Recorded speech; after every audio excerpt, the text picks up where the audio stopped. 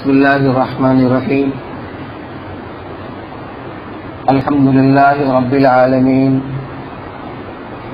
والصلاة والسلام على سيد الأنبياء والمرسلين سيدنا محمد وعلى آله وأصحابه أجمعين. أما بعد، فأعوذ بالله من الشيطان الرجيم. بسم الله الرحمن الرحيم. اليوم أكملت لكم دينكم وأتممت عليكم نعمتي ورضيت لكم الإسلام دينا. وقال الله تبارك وتعالى: إن الدين عند الله الإسلام ومن يبتغ غير الإسلام دينا فلن يقبل منه وهو في الآخرة من الخاسرين. صدق الله العلي العظيم. محترم حاضرین، عزیز بھائیوں اور دوستوں، دو مختلف آیات میں نے آپ کے سامنے تلاوت کی، جس کا حاصل یہی ہے کہ اللہ تبارک و تعالیٰ کے نزدیک اگر کوئی دین معتبر ہے تو وہ صرف اور صرف دین اسلام ہے، کیونکہ اللہ تعالیٰ نے اسلام کو بحیثیت دین کے اپنے آخری اور محبوب نبی حضرت محمد صلی اللہ علیہ وسلم کی امت کے لیے منتخب کر لیا، پسند کر لیا۔ اب قیامت تک یہی دین چلے گا۔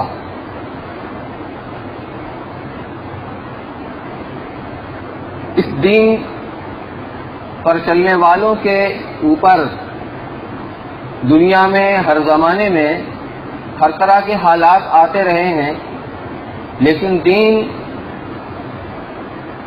دنیا سے ختم ہو جائے ایسا کبھی نہیں ہوا۔ چنانچہ مسلم شریف کی روایت میں حضرت مقداد ابن اسود رضی اللہ تعالیٰ عنہ فرماتے ہیں کہ سمعت رسول اللہ صلی اللہ علیہ وسلم یقول: لا يبقى على ظهر الارض بیت مدر ولا وبر الا ادخله الله کلمۃ الاسلام بعز ذلیل وذل ذلیل، کہ قیامت سے پہلے پہلے اس دنیا کے اندر کوئی بھی مٹی کا گھر یا خیمہ، مراد ہے کچا یا پکا گھر۔ عموماً شہروں کے اندر پکے گھر ہوتے ہیں، دیہات میں کچے مکانات ہوتے ہیں۔ مطلب یہ ہے کہ دنیا کے اندر کسی ملک میں، کسی شہر میں، کسی صوبے میں، کسی قصبے اور گاؤں کے اندر کوئی بھی کچا پکا مکان نہیں بچے گا مگر اللہ تعالیٰ اس میں اسلام کے کلمہ یعنی دین کو داخل کر کے رہے گا۔ بعز عزیز وذل ذلیل، یعنی عزت کے ساتھ، عزت والوں کے ساتھ، عزت کے ذریعے اور عزت کے ساتھ، اور جو ذلت والے ہیں ان کو ذلیل کر کے۔ مطلب یہ ہے کہ جو لوگ اس کلمہ کو برضا و رغبت اپنی خوشی سے بغیر کسی جبر اقرار کو قبول کر لیں گے تو ان کو عزت ملے گی، اور جو لوگ اس کو قبول نہیں کریں گے تو ان کو بہرحال مجبور ہو کر کے اس کلمے کی تابعداری اختیار کرنی پڑے گی۔ اسی مفہوم کو ادا کیا ہے قرآن کی اس آیت نے: هو الذي ارسل رسوله بالهدى ودين الحق ليظهره على الدين كله ولو كره المشركون، کہ وہی خدا ہے جس نے اپنے رسول کو ہدایت اور دین حق دے کر بھیجا تاکہ تمام ادیان کے اوپر غالب کرے، خواہ مشرکین کو کتنا ہی ناگوار کیوں نہ ہو، تو بہرحال دین تو غالب آ کر رہے گا۔ اس لیے کہ اللہ کا پسند فرمودہ منتخب کردہ دین ہے، لیکن کب؟ جب دین والوں کی زندگی کے اندر عملی طریقے پر موجود ہو۔ اس دین کے اندر اللہ نے بڑی خوبیاں رکھی۔ اس دین پر چلنے والوں کے بارے میں فرمایا: وَكَذَلِكَ جَعَلْنَاكُمْ أُمَّةً وَسَطًا لِتَكُونُوا شُهَدَاءَ عَلَى النَّاسِ وَيَكُونَ الرَّسُولُ عَلَيْكُمْ شَهِيدًا، کہ ہم نے اسی طریقے سے تم کو امت وسط بنایا. وسط کے معنی اوسط، معتدل، اعتدال کے ساتھ چلنے والی، افراط اور تفریط سے بچ کر ایک درمیان کا راستہ ہوتا ہے، اس کو معتدل راستہ کہا جاتا ہے، وسط کہا جاتا ہے. اور جو دائیں بائیں کنارے کا راستہ ہوتا ہے وہ اعتدال سے ہٹا ہوا ہوتا ہے. تو یہ امت محمدیہ علیہ الصلوۃ والسلام، یہ امت معتدل ہے، امت وسط ہے. اور ایک ترجمہ اس کا ہے بہترین امت. کیوں بنایا؟ تاکہ تم قیامت کے دن جب انبیاء کرام علیہ السلام سے ان کی قوموں کے متعلق یہ سوال ہوگا کہ جو پیغام تم کو دیا گیا تھا کیا تم نے اس پیغام کو اپنی قوموں تک پہنچا دیا؟ تو انبیاء کرام علیہ السلام اس کا اقرار کریں گے، لیکن ان کی قوم اس کا انکار کر دے گی کہ ہمارے پاس دین کی کوئی بات نہیں آئی، ہمارے پاس تبلیغ کے لیے کوئی نہیں آیا. تو پھر انبیاء کرام علیہ السلام سے سوال کیا جائے گا کہ آپ جو بات کہہ رہے ہیں اس کے لیے کوئی گواہ بھی ہے، کوئی دلیل بھی ہے کہ آپ نے واقعتاً اپنی قوموں تک اللہ کے پیغام کو پہنچا دیا؟ تو وہ اسی امت محمدیہ علیہ الصلوۃ والسلام کو پیش کریں گے گواہی کے اندر. یہ امت گواہی دے گی، یہ اس امت کا اعزاز ہے. اور یہ امت کہے گی کہ ہم گواہی دیتے ہیں کہ ان نبی صلی اللہ علیہ وسلم نے اپنی امت تک دین کے پیغام کو پہنچا دیا تھا. وہ پھر اعتراض کریں گے کہ کہاں یہ اور کہاں ہم، یہ تو ہم سے ہزاروں سینکڑوں سال بعد دنیا کے وجود کے اندر آئے، یہ کیسے گواہ بن سکتے ہیں؟ ان سے جرح کی جائے گی.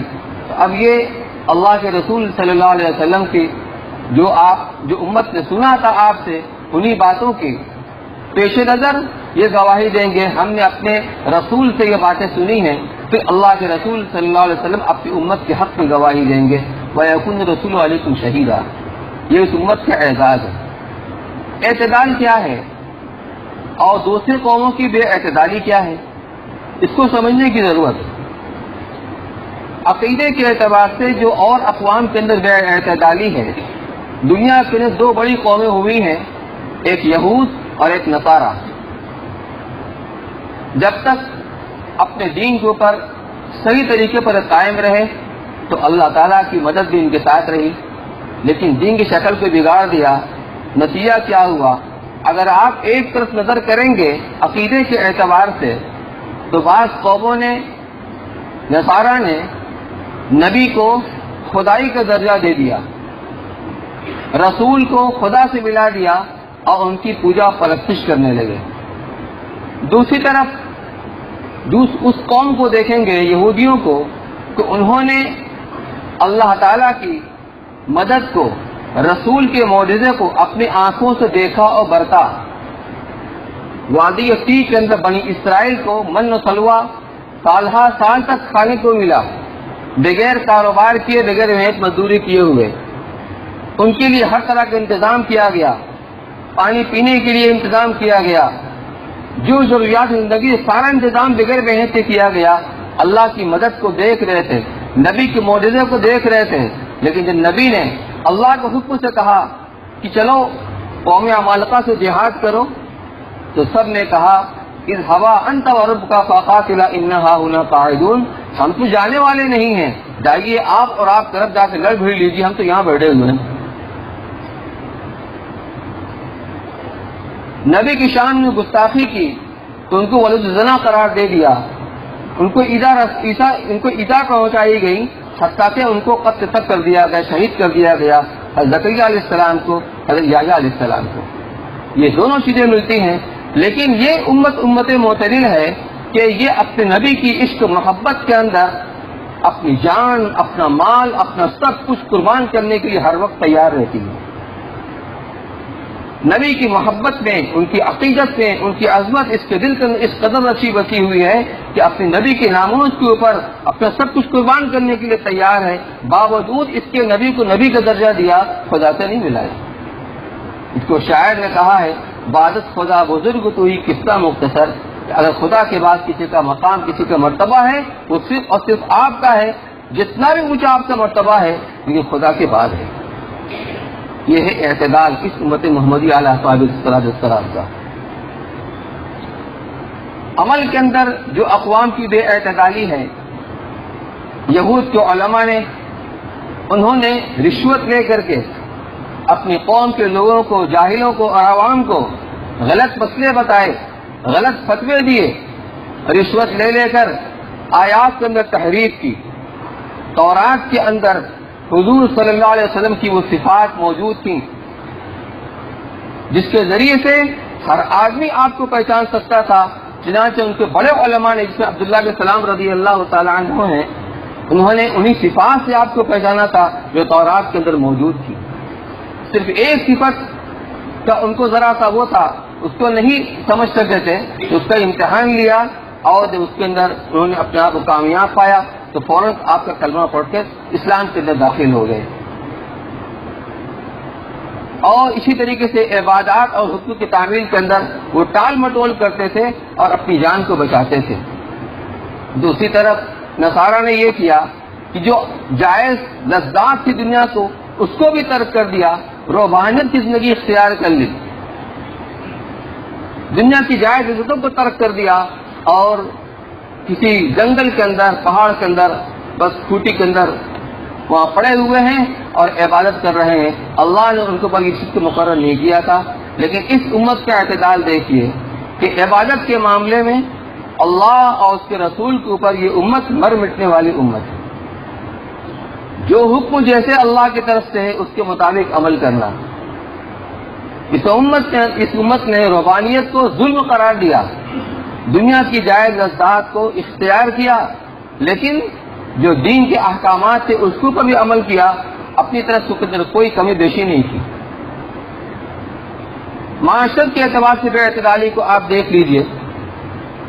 اسلام سے پہلے جو زندگی تھی، جو حالات تھے کہ ہر مضبوط طاقت والا کمزوروں کو دباتا تھا، ان کو کچل ڈالتا تھا، معاشرے کے اندر ان کو سر اٹھا کے چلنے کا حق نہیں تھا، عورت اس کو جینے کا حق نہیں تھا، حقوق تو ادا کرنا کجا، اس کو جینے کا بھی حق نہیں تھا، زندہ درگور کر دیا کرتے تھے، بچپنے ہی میں اپنی بچیوں کو زندہ درگور کر دیا کرتے تھے۔